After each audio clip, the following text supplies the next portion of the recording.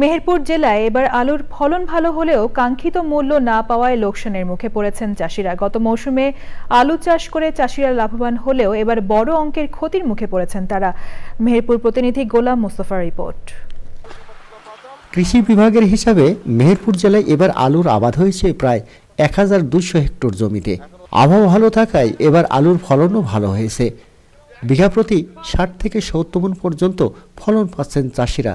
কিন্তু তেলের দাম বৃদ্ধি সহ আলু আবাদের আনুষঙ্গিক খরচ বেড়ে যাওয়ায় কাঙ্ক্ষিত মূল্য না পাওয়ায় চাষিরা হতাশ। আলু আমাদের চাষে ফলন ভালো, কিন্তু দামের বেলায় নেই।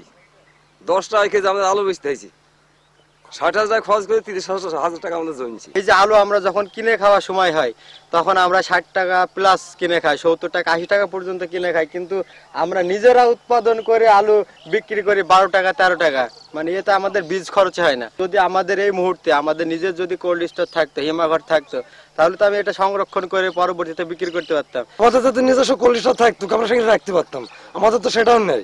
তাহলে রাখবো কোন জায়গায়? সরকার যদি আমাদের একটু হেল্প করতো তাহলে আমরা একটু ভালো থাকতে পারতাম। জমি এলাকায় যে বিঘা প্রতি 20,000 টাকা কন্ট্রাক্ট দিতে হবে, এখন জমি আলু তোলার পরে বলতে টাকা দিতে হবে। এখন আর ওই টাকা কিভাবে ব্যবস্থা করে?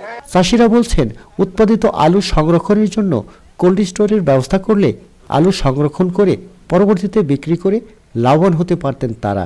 এবার আবহাওয়া অনেকটা ভালো আছে এবং কৃষকরা যত্নশীল, কৃষকদেরকে আমাদের পরামর্শ নিয়ে তারা উৎপাদন করছে। আলুর উৎপাদন ভালো। আমরা চেষ্টা করছি যে আলুর উৎপাদন বাড়িয়ে তারা যাতে লাভটা ক্ষতির মধ্যে না পড়ে, যাতে তারা পুষিয়ে নিতে পারে, সেই জন্য আমরা কৃষি বিভাগ সবসময় সচেষ্ট। কৃষি বিভাগ বলছে আলুর ফলন ভালো হওয়ায় সংরক্ষণের ব্যবস্থা করলে চাষিরা লাভবান হবেন। মেহেরপুর থেকে গোলাম মোস্তফা, চ্যানেল আই।